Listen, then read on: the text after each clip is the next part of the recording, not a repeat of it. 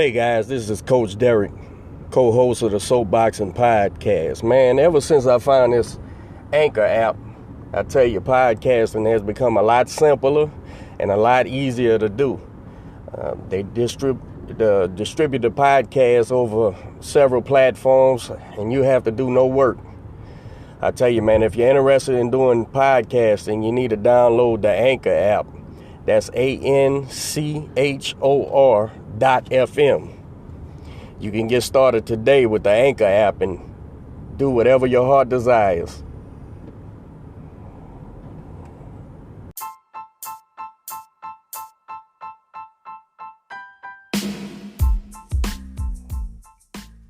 Hey guys, this is Coach Derek. I want to give a shout out to our new sponsor, Pueblo Boxing. Y'all be sure to check out Pueblo Boxing. They have unique and high quality boxing gear and novelty gifts. You can find the gear at soloboxing.com. That's SOLO boxing.com. Check it out, man. They do quality work.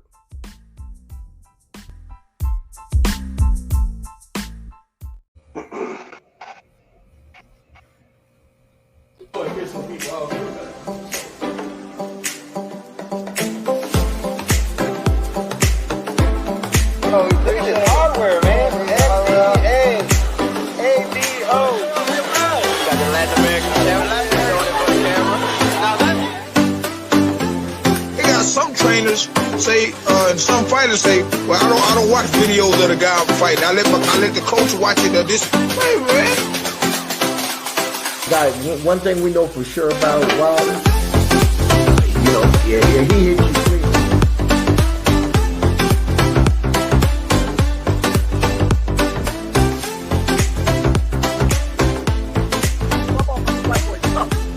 Right. And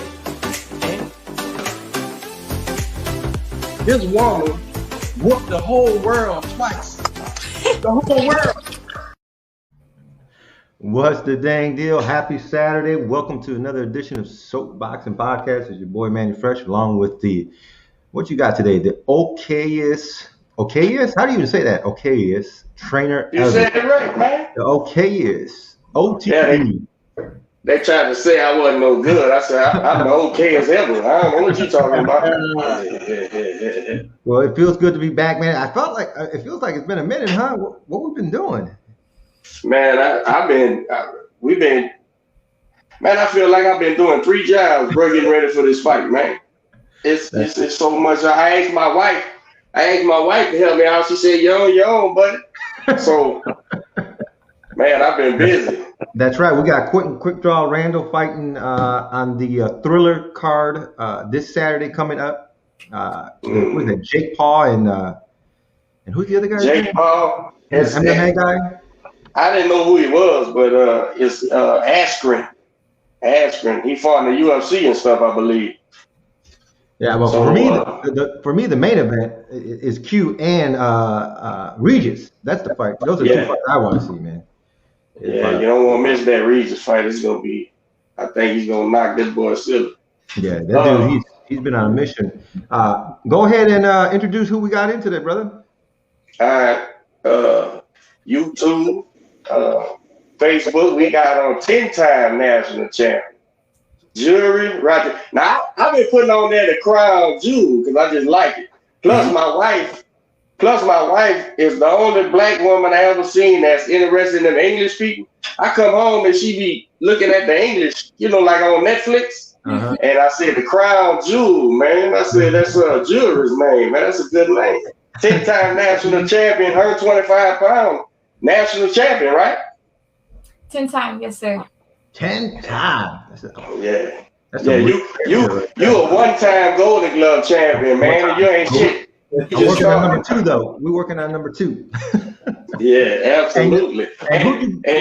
Yeah, go ahead. Who'd you bring on the show with you today? Jewry? Go ahead. That's what they. Go ahead. You can tell them who it is. Okay, this is my dad, my coach as well. So nice. Absolutely. Man, when I actually I had been following Jewry actually. I want to say before the pandemic. I I'm a big proponent of women's boxing, and I just enjoy it because it's boxing. Because it ain't, I don't put no certain to it, but it seems like other people kind of they flaky about it if they just don't know no better. But I'm a fan of great boxing, so when women, young ladies are great boxers, there's no difference to me.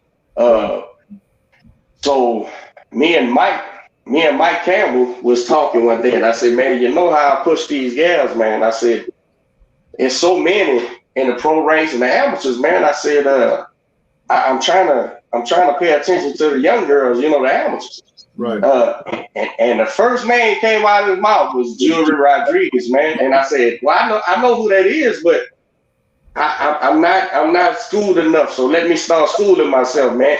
So it's been about, I guess, 2 years now. I guess I've been watching her, and then so I seen all the fights at the tournament because I had one fight on the show. He lost in the first round. I got him a waiver because he only had a few fights, but he spars pros and everything. But so then hell, I just had to watch Jewry then. Shit, he lost, so I ain't had nobody else to watch.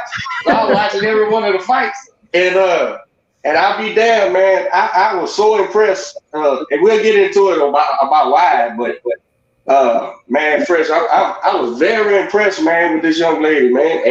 And I tell you, I'm pretty good at picking fighters, man. I'm pretty good at it. I've been good at it a long time. Yeah. And Fresh will tell you, I was high on Clarissa before she was a pro. I was high on I'm high on that little girl out of San Antonio. But I'm gonna tell you, man, I really think watching Jewry fight, man, I'm like, oh Lord, I'm getting in on the ground floor. Now I know she's been fighting a long time, but I'm talking about as a young lady right now, man. I was very impressed. You did a hell of a showing. How was your experience this time out? Was tougher, not tougher? What? Tell me about it. My past fights. Well, this getting ready for this tournament, coming off of the lull and no fights and all that type of stuff. Yeah. So I recently had I just fought at nationals. I fought 3 times, but before that, I had 2 fights, 2 smokers, one in Huntsville and then one in Harlingen, I believe. And those were my first fights coming back after 2019 December nationals. After COVID, and honestly, it felt really good to be back in the ring. I missed it a lot. We took a year off, and because of COVID, and it felt good. Get back in the ring after losing in nationals. So that one hit pretty hard. So I knew how to pick it up for the year to come. It wasn't that. Correct me if I'm wrong, Coach. She was fighting people. You was matched up with like some competitive fighters, man. It wasn't no. Oh. Yeah, man. You had a hell of a draw. I was watching the girl. You had to come up with some answers. I seen you. I was watching you. Our first opponent of this tournament was the number 4 seed, which was Alicia Ricks from Hawaii. Oh wow! We had lost to Alicia. We had lost by split decision, 3-2 split in the last tournament in 2019, right before COVID. So that one we had to get. So we had to get that one back. Right. That was our first one out. I think she was under more pressure for the first one of this tournament, which was against Alicia. But then after she got that one out the way, then we went on to the number 2 seed. And then from there we went on to the number 1 seed in the finals. Nice. Was there any extra outside of winning the rematch? Was there any extra measures you did coming off this layoff, no fights? You did the 2 smokers, but this is the elite competition right here. This is the whole thing here. No, I felt good going into that fight. Physically, I felt strong. Mentally, I was there. So I felt 100% ready going into that fight. I'm glad I had 2 tune-up fights beforehand, before getting into nationals, and it was a great training camp. So I felt ready. Nice. Which Would you say the first fight was the toughest? Which fight was the toughest for you? They were, every fight had their different, toughness. Elements. Yeah, different elements. Some were more technical, some were more, I had to really fight for it. So my first fight was more, I would say that probably was my toughest fight mentally before getting in the ring. I'm never usually a nervous person before fighting. I'm usually really cool, calm, and collected. But for this one, that was the first time ever before standing in the ring. I felt just a little bit nervous. It was because, she beat me, and, I really didn't want to lose. I wanted to make the team, very badly. And so it was just a lot of little nerves that, try to, hop on me at last minute. But I had to shake it off. When the bell rings, it all goes away. So. How did it feel when they raised your hand after that fight? I felt really good. I felt relieved.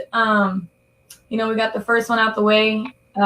It was tough. She was a boxer, so she was boxing me out and ins and, being fast with it. But we did what we had to do to win. So did you feel at that point we were like, okay, now I can go on and take this off? Not really. Because I did. we got that one now. Yeah. I take every one of my fights serious. It doesn't, no matter who the opponent. So I knew, every fight I had to be mentally there 100%. I couldn't overlook somebody, even if I beat them in the past, so, I went in there, having respect for each opponent for what they've done and things like that. So, every fight was a battle. I had until I had my hand raised on finals day. That's when I let my guard down. Let's go back a couple of years. One of the things that Coach and I really like to talk about and observe in boxing is the relationship between a coach and a fighter, but not only a coach and a fighter, but when that coach is their dad, it just really adds a whole new dynamic and beautiful meaning sometimes to it. Tell us about the history of this family boxing, man. You got a big family, huh? How many brothers and sisters do you have? I have we about to put everybody. all from the same mom and dad. I have 8 brothers and 4 sisters. 8 brothers and 4 sisters. Now, do the brothers box? Majority of them, yes, they've all boxed. So you got 8 brothers that box, and then you have 4 sisters. How many of the sisters box? My little sister, just one of them. She boxed. She used to. Nice. So, and where do you rank in the? Hold on, let me do my math here. In the 12, where do you rank? I am the 7th child, I believe. So you 7th oldest. So, yeah. Dad, how did this all start off with, man? And when did you realize she was going to be a fighter? Was it something that you wanted for her, or was it something that she came tugging on your shirt for? Yeah, she was. It came along. I mean, it was always the boys. Her older brothers. She has 4 older brothers, and it was always, we were always training. I was always training her brothers. And then when we didn't think about asking the girls, to come join the gym until the little sister that she mentioned asked me one day, "Hey, Pops, can I box?" And I was like, "Sure, come on. If you want to box, let's go." And the brothers were all against it. "No, we don't want no girls in the gym." And so I'm like, "No, y'all going with me all over the state and all over the nation on these tournaments, and I don't get to see them. If they want to come and they want to be a part of it, let them work their way in as well." Mm-hmm. When she found out that the little sister was going to box, and she asked too, "Can I do it too?" Boys got mad again. "No, we don't want no girls." But I told her, "No, y'all can box." And what did Mom say about all this? Mom has always been up and down with it. I think at first it was hard because she was against it. But then some things happened in our lives. Her dad passed away, and she has 2 brothers who started to stray after my father-in-law passed away. Mm. But I brought them in the gym. I told them that, they asked if they could box. I said, yeah. So once she saw how boxing caused them to, straighten up, and that's when she kind of got on board from there. It was easier now because, it's kind of like that Rocky movie when Adrian ain't down with Rocky, and Rocky, that low to follow him. Yeah. It'll weigh on him. Once she was on board with it, it was like a relief. like a load off my back. Nice. So when you got Dad's permission to go out and start training, what was that first experience like? Was it something that you said, okay, this is what I want to do, or did you ask yourself, what did I get myself into? Right away, whenever I was brought into the gym, when I started training, we had to stretch out. My dad always makes us stretch out. So right away, I liked the stretches from holding the arms and holding the legs, and I thought it was fun. And so then, also, the warm-ups, the jump rope, I thought that was fun also. And it was just little workouts that he did. It was just fun to me and something new. Right away, I did like it. I liked, being in the gym with them, and it was fun right away. I enjoyed it. The rest was history. You started kicking ass, huh? We knew she was special when that first bar came up. We were like, whoa, what do we got here? And she was sparring all these little guys, and they were like, wow. She was blasting little guys, the little males away. And then that first fight came, and same thing. She just running over people. Nice. And how has it been having your dad as your coach? I prefer it rather than a regular coach because I'm a very coachable person. When coaches come to me, trying to give me feedback and stuff, I invite it and I don't mind it. But, there's times in training camps where, y'all bump heads and the coach gets mad at the boxer. I don't think I could have somebody who's not my dad trying to get after me and yell at me. I just think I would have an attitude with that. But with my dad, it's better. So I would prefer it rather than somebody else. D, what do you think about this, Don? Huh? What do you think about this dynamic? I'm for what works. So I don't believe in I think we all as trainers come into this thing and we kind of inherit the prejudices of whoever trained us, right? So when you're told maybe girls shouldn't box or maybe a guy shouldn't start boxing by a certain age or forget about it or parents don't do good for trainers and all that. Listen, all that's Jewry's a 10-time national champion. So anybody who tells me that a father-daughter thing don't work, I'm probably not gonna listen to nothing else they say because it's fighting is so boxing, and we're all boxing people. Boxing is so intricate, right? That anybody pretending they have a set rule of thumb don't realize that you're dealing with an individual. The individual may make the fight, may make the individual's constitution may be the reason why they winners. The individual may the way they're able to take direction may be why they win. But each individual is different. So, and like Jewry said, you seldom, and Fresh can attest to this, I've been training him for years now. You never see me telling a fighter approached, meaning unless I was approached. You'll never hear me say, man, you need to do this and you need to do, you know why? Because I don't know what the hell you was taught and what you wasn't taught, and what I'm telling you may not fit, so I'ma just root for that person. And if the trainer's getting that work out of them and they winning, man, there's no such thing as a wrong dynamic if it's winning. It's wrong when you're not winning and kids are getting hurt and you're steady getting kids beat up because you really don't know what you're doing as a trainer. But trainers who know what they're doing, man, they it doesn't matter if they fathers, sons, uncles, nephews, or strangers. It doesn't matter. If they know what they're doing, it'll show in the work. So I don't have no problem with nothing, to be honest with you, if it's working.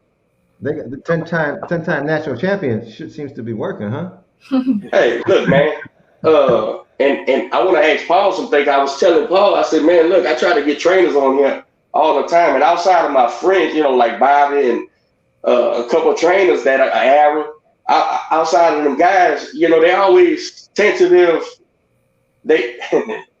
They'll message me all day long. Coach, I think this, and this. What you think? This is it. But come on the platform on the podcast, for some reason, I don't know if it's because you're kind of like laying yourself out, like somebody could ask you or something, but I don't know what it is. But I was telling Paul, I said, man, I want trainers to come on. If you come on with Jewry, I said, man, that's what I want, because I like talking boxing, and these things.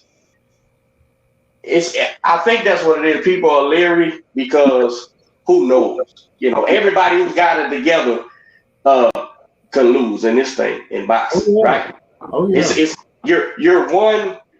Maybe you know the answer, right? But you didn't pull the trigger on it. Or maybe this is something you've seen a million times, but you was focused on this or that, and so you missed it and we lost. There's no secret formula to fighting. There's a relationship. There's trust, and there's character, and that's all it is. And Jewry, I'd imagine, Jewry has never second guessed her father. Nothing he's telling her, because he has no reason to tell her anything other than he's trying to protect you in what you're doing. Yeah, man. This people. I done heard all. I'm sure you did, Coach. You done heard all kind of strange shit. But I want to get into her background. But I think her background probably starts with you, Paul. How you came about boxing? Did you compete? Did you train? How did you come into the sport? I got into the sport late. My first love was football. I played like 6 years pee-wee football coming up. And once I got to high school, I got with the wrong crowd. So I'm from Greens Point. So I got with all the little gangsters from Greens Point. And went down real quick. Ended up in and out of juvie, in and out of prison. And I went to prison. And I was probably like 18, 19. And so I go down to the weight room. And down in the weight room, there was this brother working out. And I saw him in the corner doing these little shadow boxing and then kicks. So he was a kickboxer. So that was my first coach, because I went up to him and asked him, hey, man, what do you, what's this? He was, oh, this is kickboxing. So he was a kickboxer and coach. I think he was arrested for some tax situations or whatever. So I said, look, man, I'd like to learn that, man. Can you teach me that?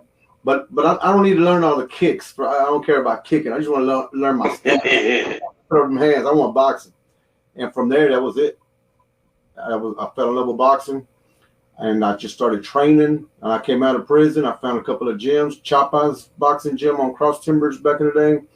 Went to Grace Point boxing gym, and then ended up in George Foreman gym. And but I was just a gym rat, I was just training, sparring. Whoever was there getting ready for tournaments or getting ready for the pro fights, I would, hey, can we spar? Yeah, I'd hop in the ring, spar. That's it. I was too much wrapped up still in that gangster life that I didn't take that opportunity to compete. And I felt bad about that, right? So my prime came and left, and I started realizing, man, I ain't going to be able to box, But I always trained, I always worked out. Right. As the kids started growing up, and when I'd be in the gym, they would tag along like little kids do, right? They're all at their daddy's feet. And so that's kind of how I brought them into it. And that's how I got into it. So they got it honest. The dad was the boxing guy. Yeah. So they fell right in line with it, right? Yeah. I follow you. So as you were going and growing in the sport and figuring out your style, who were some of the fighters that you were watching, or how would you describe your style of boxing, your family style of boxing? And hurry up and say the Chavez thing. Hurry up. Let's get that out of the way. Surprise. It was actually the first guy that really caught my eye was Ricardo Finito Lopez out of Mexico. Nice. I love that old school stance, and it was a fight. He was a bad boy.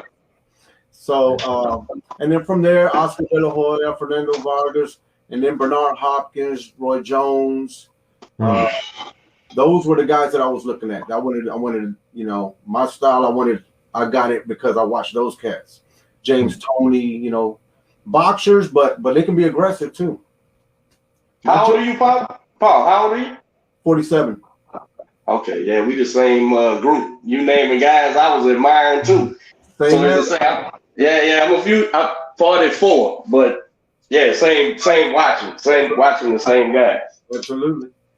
But no. Fresh was asking that because he likes to make sure Chavez gets in every episode. Oh, okay. So he was making sure. Nah, I'm picking.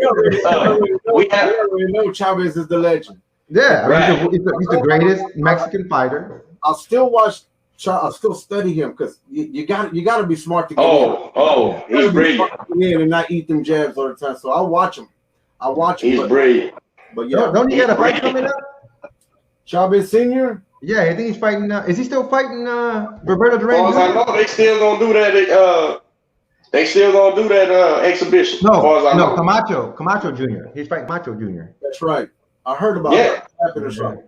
What about you, Jewry? Who do you like watching in the sport right now? Some of my favorite fighters are Shakira currently, but some of my favorites are Roy Jones, Andre Ward, Floyd Mayweather.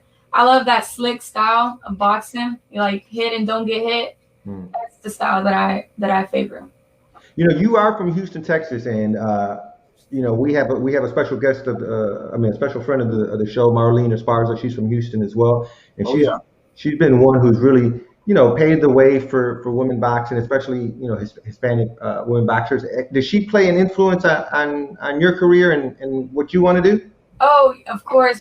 When I first started boxing, I believe it was in 2012.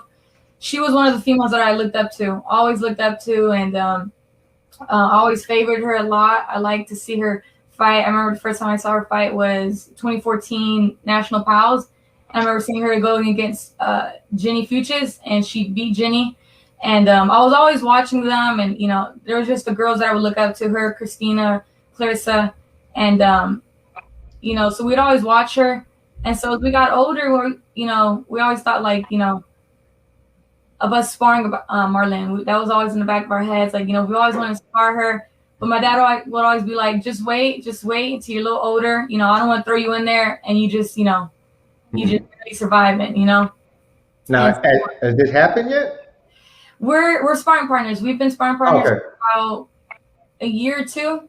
Nice. And we're great sparring partners. We're good friends as well outside the ring. Mentor? She's a mentor? Yeah. Marlene is she's very helpful to me. And, she's always told me, if you ever need something, call me. She's always been real supportive. Yeah. There was a time where last year in 2020, when my dad got really sick, he wasn't able to, work for me in my corner. He wasn't able to train me. Marlene needed the work, and she was willing to come pick me up and take me with her to O Athletic and get some sparring in.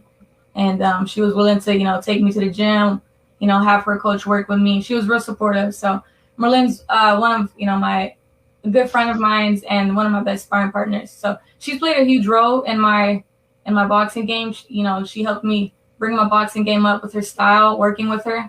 She brings an intense pressure, things like that. So there's really no one who I could say who brings that intensity in a spar like Marlene. Oh, that's what's up. Big shout out to Marlene. She's fighting actually at the end of April 23rd, I think. 27th. The 27th? Yeah, the end, right? The end of April, yep. So I think it's a one show. Marlene, we gotta get you back on the show as well before that next fight. Right. What were you gonna say, D? No, I was saying because I know she did that show on Fight TV, but I think this is back on Golden Boy, I believe, right? This 27th show. I think I don't know. Should be. I may be mixing it up. So what are your thoughts? As far as your career, women's boxing, the state that it's in. I mean, it's a good time for women's boxing. It's a good time for boxing overall, but it's a good time for women's boxing. How do you want to impact the sport? What kind of legacy do you want to leave? Great time for women's boxing. Greatest time ever. Oh yeah. My legacy. The impact that I want to make on the sport is to bring a lot of attention to it. I believe my style grabs a lot of people's eyes, and so I really want to go down as one of the best female boxers or female athletes in combat sports. So that's one of my biggest goals, is to be one of the best female fighters to do it, business-wise and in the ring as well. So I think women's boxing right now is starting to blow up more and more. And I think we got good females right now who are representing, Michaela Myers, Clarissa, Marlene, Sinicia Estrada, and many more other Katie Taylor, she's one of my favorites. And I know by the time I get to the pros, which will be after 2024 Olympics, it'll the money will be way better, and the sport will just, be more popular for women. So I'm excited for it. I just be waiting on us to do this show. I was tuned into the DAZN show, and they got that blind chick out of Australia, and she always wearing the Skippy stuff at the weigh-ins and stuff. And so she's getting attention. But I was watching her fight. She just lost. But man, she was in there. She was in there fighting, man. I was like, oh, she can really fight too. I said, damn, man, all the girls can fight now, man. I remember when, and Paul, you remember this, in the 90s, when they was really pushing the women, Kristen Martin didn't have no competition until she got older, when they was able to beat her. But when she was in her prime, man, she was walking through everybody on them Tyson undercards. They had to manufacture, say they would have, Layla Ali, they had to manufacture opponents because they even went get Big George's daughter, who I don't think fought really, put her in a ring with Layla and stuff. But it's a different world now, man. These gals have, Fraser, that's right, Fraser's daughter. But the gals have to be able to fight now because you run into an ass whooping every time you get into the ring, man, because these women can fight. And I tell you, I'm, some people may think I overly promote it, but I don't think so. I think I'm promoting good fighters and good fighting, so it doesn't, I'm not equaling nothing out. I'm a fight guy. I'm a trainer. When I see good boxers, I promote it. That's all. Y'all need to watch this. Y'all need to watch it. And hopefully by the time Jewry comes home a gold medalist, man, no telling what it's gonna be. No telling what her the business of boxing is changing so rapidly, man. Right. There's no telling, what's gonna be laying on the table for her, as far as revenue streams, because people are watching boxing now in ways they never, it didn't even exist, so you couldn't have thought about watching it like that. But now with the apps, with the some TV still on, and all these different ways, man, social media, it's plenty of revenue streams for fighters, man. If they're good, if they're great, if they pass the test when they get in there with people, it's just getting better and better, man. And boxing, man, is like, man, it just said, you said it's in a good, women's boxing good state, man. Boxing is in a good state right now, man. Hey, just these internet guys, I don't know who they are, but just for them to be able to get paid to fist fight with people, that's boxing. Rather not they can box, that's neither here nor there. They got boxing gloves on, and millions of people are watching it. So if they like we hop on here and we show them what a real boxer looks like. Well, you watch the other thing too, and it's fun. Somebody's probably gonna get knocked out. They making sure they match them up right. But then you can watch some class boxing along with it, man. It's a great time to be in boxing, man. It really is. It really is, man. And the platform has gotten so much more bigger for people to get that exposure. You got these YouTube guys and you got these celebrities where they're bringing a whole new base of fans that might not necessarily be boxing fans, but like you said, they're watching some of these fights before the main event, and they're like, oh shit, this dude can fight, this dude can box. What's his name? Right, you gotta sell, you gotta product yourself, and I don't know much about that, but if you have a storyline, listen, being a pretty little girl who can fight, that's a gimmick in all itself right there. That's a selling thing automatic. And then when they get there and see you in there and you're able to make adjustments and something may not be going your way, so you adjust and take it from them and beat them, man. Hell, what else you want? It's class fighting, man. So this boxing thing is in a good zone right now. And I think, man, with the growth of women's boxing, with the Olympics, I had a little girl, Jewry. I had a little girl, man. You said 2000. You say 2012. You said you was fighting. When I started fighting, it was 2012. Okay, Quentin walked into the gym for the first time maybe 6 months before 2011, and now he's where he is now.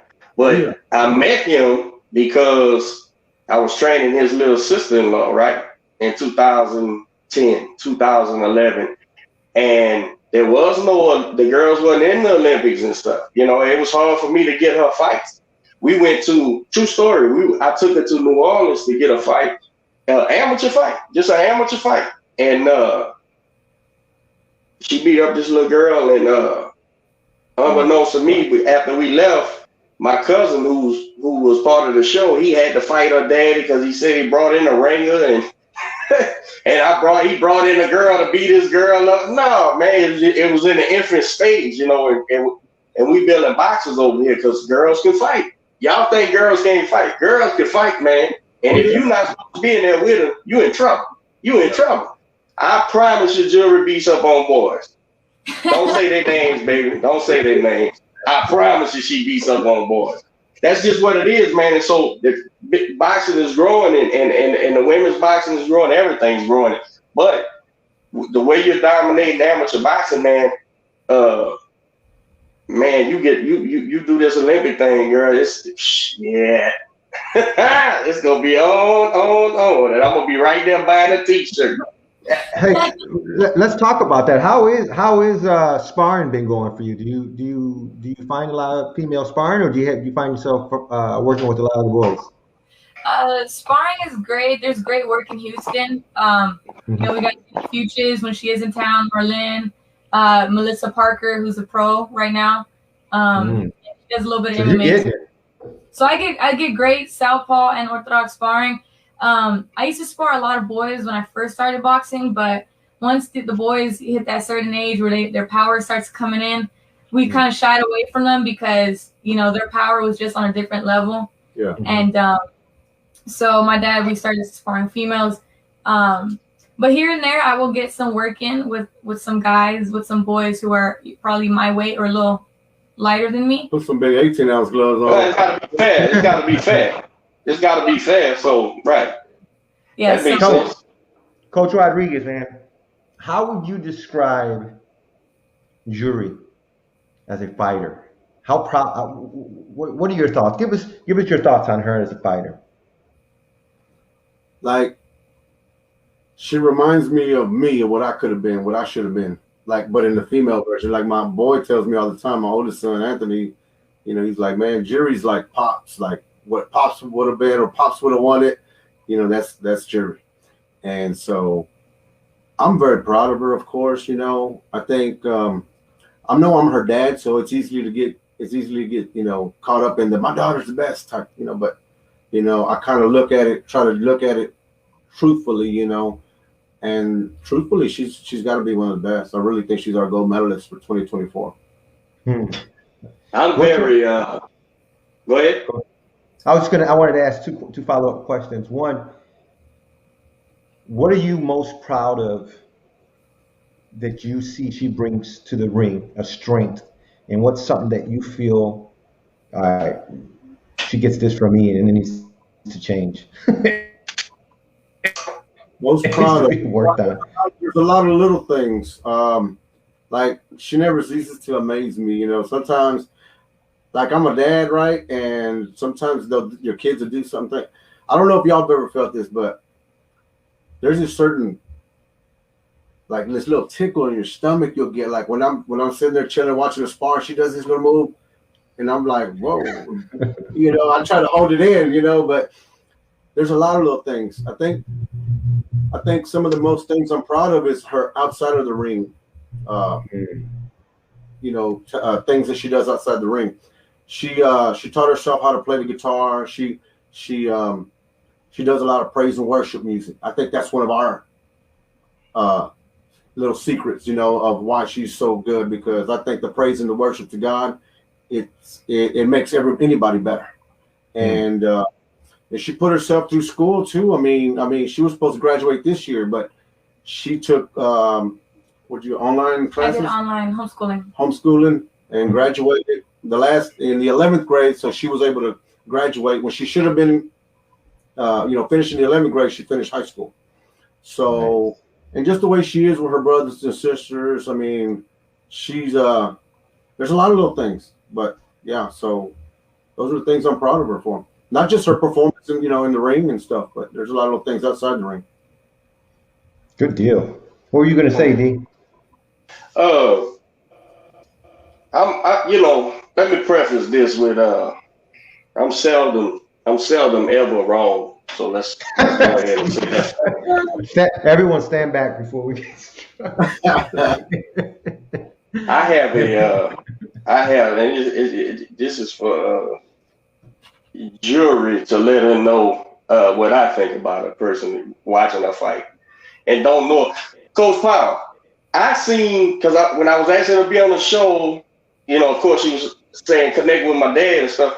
And when I said, have we met in person or just we was texting before and stuff? We met before or? You and I? Yeah.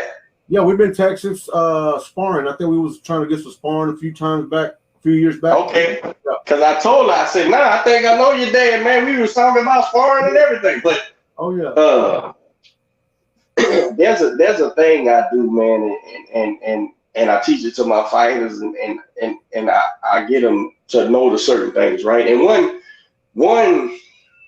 one stone giveaway, and I don't care if it's at the championship level, certainly at the elite amateur level. I always tell my guys, I say, listen, man, when you see these people switching stances and stuff, it's 9 times out of 10 they're out of options or out of answers, and they just trying to get another look at what they're doing. So I'm watching Jewry, and this little elf was kicking. She's kicking this girl's ass, and I seen the girl adjust, and Jewry went to southpaw on purpose. Like she did it on purpose to make her ass get right, and then she got right. She switched. I said, "Oh shit!" I said, "This is real boxing right here." She knows what she's doing. Hey, bro, you couldn't tell me nothing after that, because that's normally a giveaway for fighters that coach, and throw your 2 cents in here if you disagree. That's normally a giveaway that a kid don't know what they're doing. They out of things, so they just trying to get a different look. But I watched Jewry, and I watched her do it a couple times in this tournament. She'll switch to make the fighter do something. Or if the fighter's getting away with something, she'll switch and make her adjust to switch. Oh, that shit is beautiful, man. And now, Jewry, tell me, was you out of things to do, or do you switch stances to change the angle on the fighter and make the fighter adjust? What was you doing? When I switch, it's usually for several reasons. I'm usually in my groove, and when I feel like I'm teeing off, then sometimes I'll switch up, just out of a thing of having fun with it in the ring. Sometimes I switch up to give them a different look or set up different shots. I like to work. One of my favorite shots from the southpaw is doing a step back and counter with the left. Don't be giving away our secrets now, baby. We have millions watching right now. No. Listen. I won't give it away. I see it. I know exactly what was going on. But go ahead. Yeah, she did it to. She did it to. We got a lot. She did. Yeah, there's a lot of things that I work on when I'm in southpaw, but mainly reasons I switch up is to give them different looks, to set different things up, and if I'm just teeing off and I'm having fun with it, I'll switch up, and those are the reasons. It's a lot different than a fighter doing it out of trying to get a breath, trying to get somebody off of them, so they switch because they're out of things to do and all that. And I noticed that right off the bat. I said, man, what this girl can do? Then I seen her. She would fight small when she was supposed to, and then fight tall when she was. Hey, bro, this girl can fight, man. You know what you're doing, bro. I enjoyed the shit out of it, man. I ain't gonna lie to you, man. I'm a real fan. I wasn't just selling y'all a dream. I was watching. In fact, I set my alarm because Jewry will say, I'm fighting at such and such around 5 o'clock. Hold on, man. I'm driving at the work. I put it on the thing because I'm going to catch her fights, man. She made me a real fan, man. But what it is, I'm a fan. I'm a fan of class boxing, but I'm also, you can be a fan of fighters for many things, right? That sometimes you're a fan of guys just because they tough. But man, when I see guys, or girls, when I see that they can fight as an education, man, and it's no wonder she mentioned names like Andre Ward and all that stuff. She's studying the game, man. These guys is real pugilists, man. These guys ain't just fist fighting. This is boxing. And man, I tell you, I enjoyed that whole tournament, man. And I don't watch the whole tournament for what? I don't watch that, man. It's too much boxing going on outside of that, man. And I enjoyed the shit out of it. I really did, man. You noticed who she didn't mention, right? Who that? Canelo. Canelo? Canelo's our boy too. We're good friends. What there, guy? Tell me about that, Derek. I'm tired of explaining to this clown that Canelo Alvarez is doing things that just haven't been done, man. You got to realize, bro, this dude is special, man. This guy is a little bitty guy, man. And this guy is making light heavyweights look like buffoons, man. This dude, this kid constantly gets better, man. Every step of the way. That's what I told you, right? That's exactly the way I see it. I gotta take it easy on Coach Derek today, man, because he went and got his vaccine shot today. I don't want to get his blood pressure through the roof, man. How was the vaccine shot, man? How'd that work out for you? Well, it let me down because at first I thought I was probably gonna turn green and probably, get some superpowers.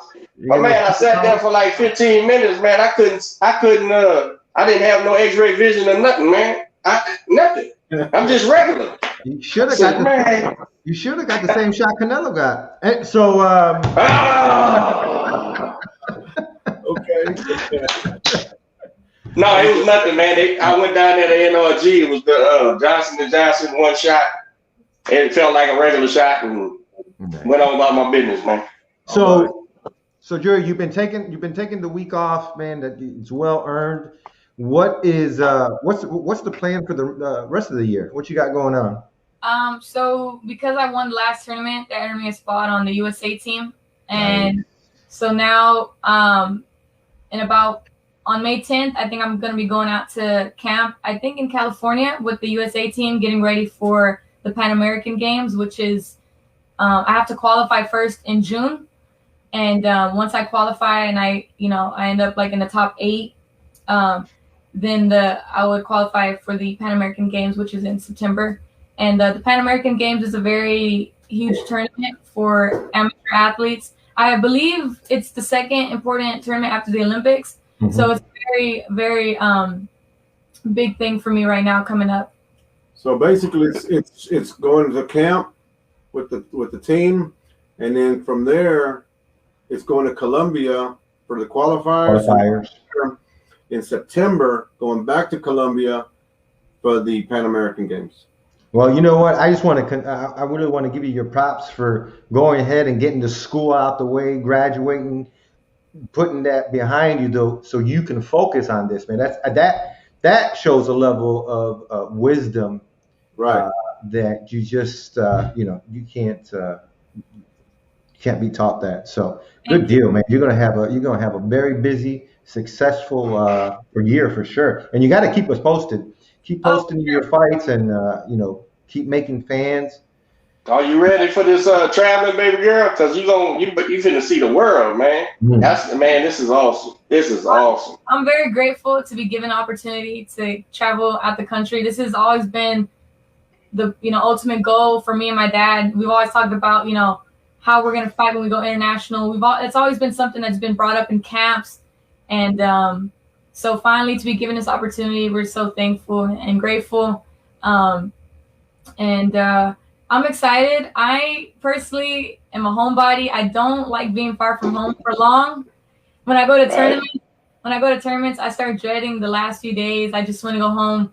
So, but now I'm gonna have to, I'm gonna have to suck it up because I'm gonna be out there for weeks and without my dad. So I think it'll just be like a mental challenge being on my own, with other coaches in my ears. So it's just something to adjust to. But, my dad's always taught me to be comfortable with the uncomfortable. So, Yes, indeed.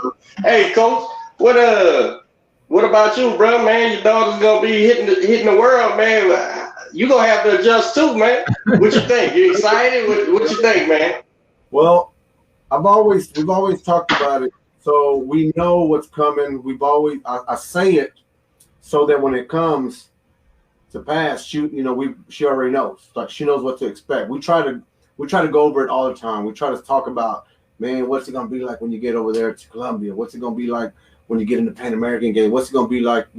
Remember the foods are gonna be different. Remember this. Remember that. We're trying to get prepper mentally ready, so that when it happens, it's not a shock to her. We're thinking about the elevations. We're thinking about the long stay away from home. We're just thinking about all that stuff. So while I'm telling her about it, it sinks into me too. So like, right. I'm like, hey, yeah, that's right. She's gonna have to go with other coaches and be with the team and things like that. So yeah. It seems like it seems like you're very well spoken. It looks like you're comfortable in front of a camera or taking the interview. So that's going to serve you well. You're going to become the America's sweetheart, winning gold medals, coming back, have a successful career, and we're all going to be looking forward to it. And please remember us when you're all big and famous. Remember us little guys here at the Soapboxing Podcast. I'm kind of unforgettable dude though. Once you see me, you ain't lying. Fresh. I like to say, fresh is the brains of the operation, but I'm the eye candy. So I bring all the fans. He's got that Adam Levine T-shirt on over there, sleeveless and shit. Oh man. Man, this is gonna be a fun ride, and Jewry, is the Olympics is still scheduled for 24, even though they pushed it a year, or what? It's still. I believe so. Yeah. They're not going to. They just made the adjustment for COVID for this year, huh? And where is it? It's supposed to be up in China. Yeah. In China. France. 2024 is France, and then 21. France. Yeah, France, and then for this one, it's Tokyo. Okay. Tokyo. That's right. Wow, man, I'm jealous. You get to travel the world and kick ass.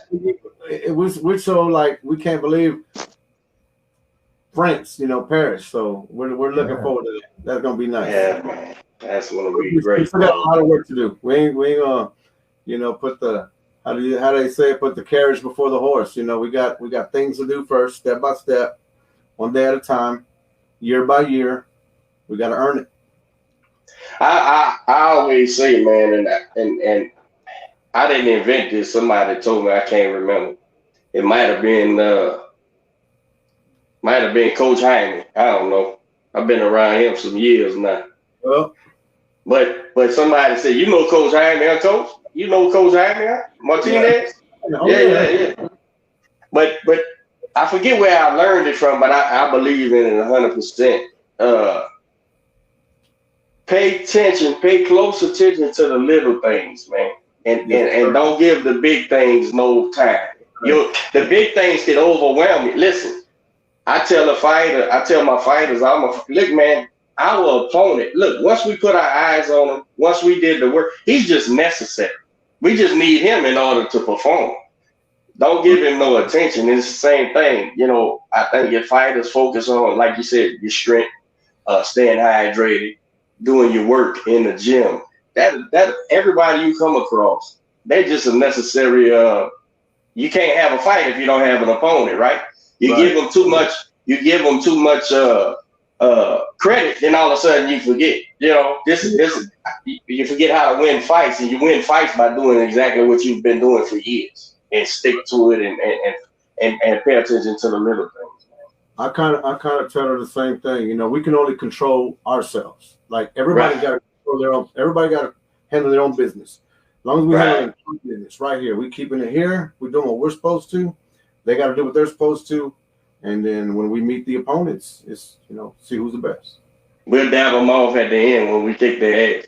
Jewry, give me your top 3 pound for pound fighter. Give me your top 3 pound for pound male fighters, and then give me the top 3 girls, professionals. From Texas? Just in boxing. Okay. My top 3 would be Floyd, Andre Ward, and Roy Jones. Those are my top 3.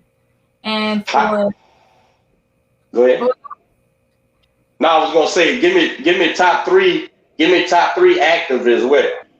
Okay, top 3 active would be Shakur Stevenson. Man, that boy's baby. Yeah. I gotta think about it. I can't. They're just not coming to me right now. But for sure, Shakur Stevenson. No, I think you're saying your favorites. Uh-huh. What they're asking for is pound for pound, right? So you got to think about what they've done, like Crawford. You got Canelo. You know these top guys. Lomachenko would be one of There them. you go. That's French's guy too. Yeah, he can fight. He's bad. Yeah, I love Lomachenko, and I like Teofimo Lopez. Watching him fight against Lomachenko, that was a really good fight, and I've been watching some of his fights in the past, and he's real. He can fight and he's fun to watch. Yeah, you can be a fan watching Teofimo because he's trying to knock that other guy out. Yeah, I enjoy watching him fight too. Hey, Coach Rodriguez, did you catch that Oscar Valdez fight a couple of weeks ago?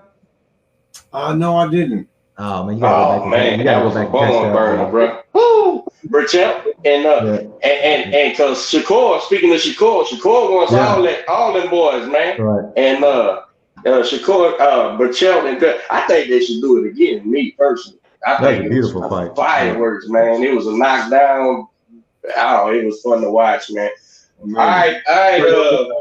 Hold on. I want to know, Coach Paul, what's your top 3 pound for pound right now? Active.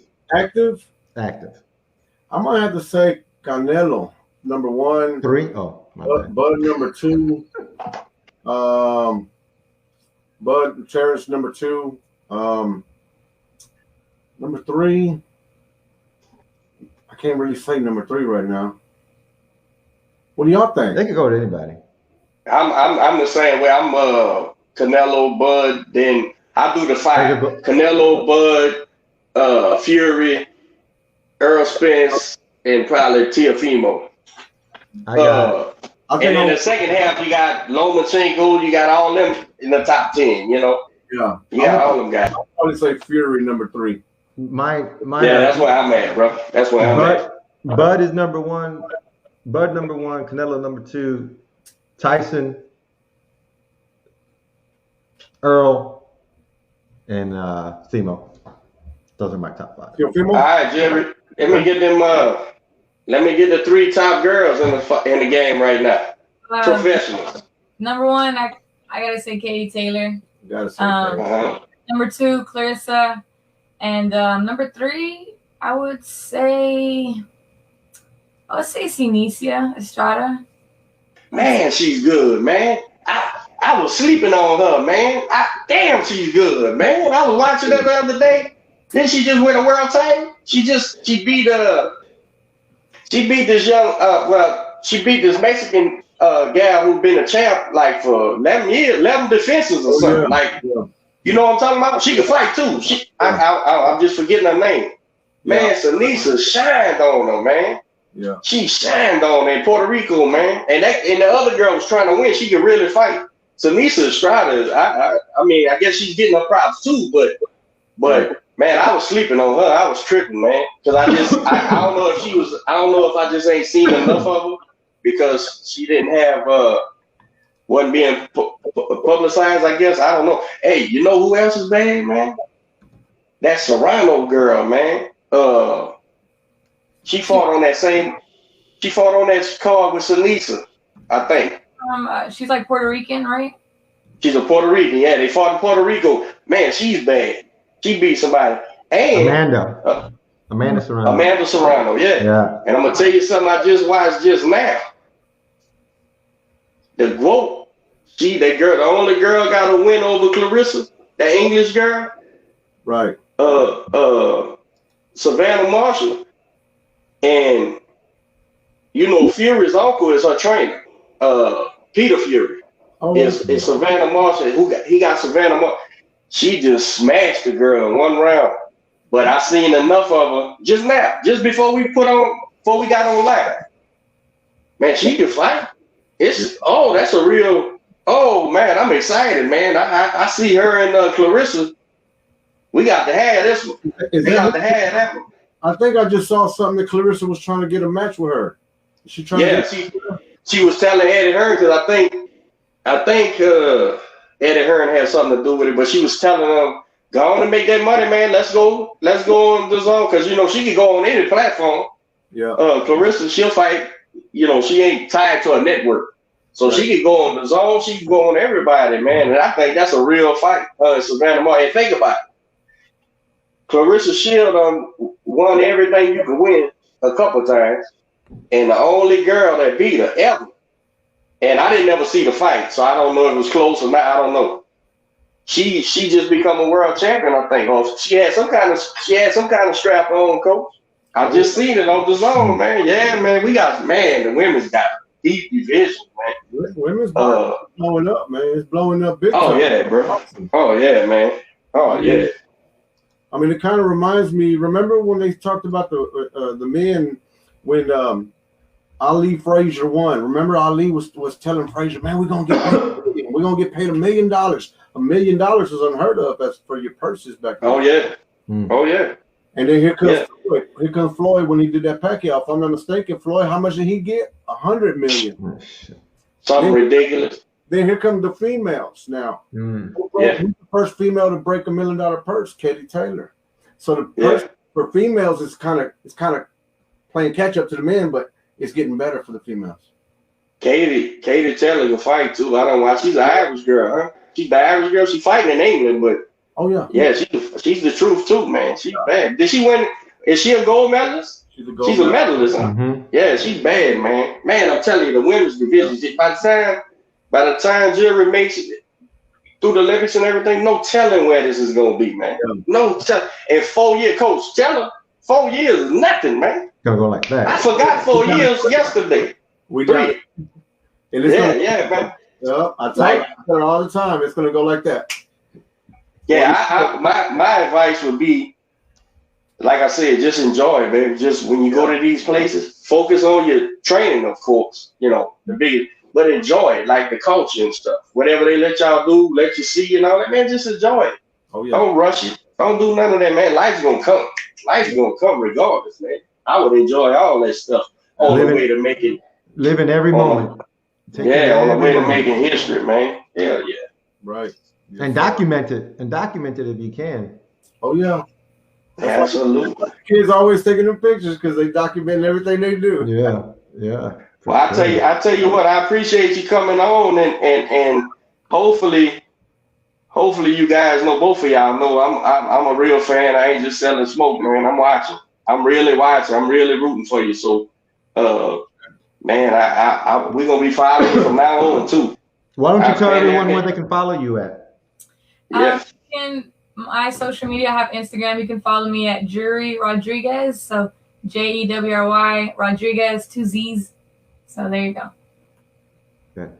Well, we appreciate you coming on. Any last words, Derek? Oh man, listen, I just want everybody to follow, man, and keep up with it because, like I said, all jokes aside, you know, I'm pretty good at developing fighters, and I'm pretty good at you know, boxing. I don't know much else. I'm like your daddy. I know how to make kids, and I know boxing. So that's about. He got me beat. He got my record beat, but I got me several. But yeah, I tell you, I really appreciate you. I'm a real fan. I see what you're doing. I see what your dad's done with you, and man, keep going. We rooting for you, and I'm gonna keep pushing you. You know, from the fan side, trying to get everybody to be watching and paying attention, baby. Enjoy all the success you're having, and go get some more. Keep going. Absolutely. H-Time, that's a wrap. We appreciate y'all tuning in to another episode of Soapboxing Podcast. It's your boy Fresh. And I want to remind you, Saturday, tune in on the Thriller app. Quick Draw Randall is going to be on the undercard. You don't even have to pay to watch him. It's going to be his bout's going to be free. So make sure you're watching it. We'll go ahead and post links as we get closer to the fight, and then you guys can watch the rest of the cards the rest of the fights. Coach, anytime you got something you need to promote, if y'all doing some amateur shows or whatever, anything, bro, just hit me up, man. So we're gonna push it, and if you want to do a show, bring one of your sons on, whatever the case may be, man. Just text me, bro. We'll take care of it. Excellent. Thank y'all for having us, guys. We appreciate it. Absolutely. That's a wrap. Peace. Keep winning, baby. All right. Go. And so I think we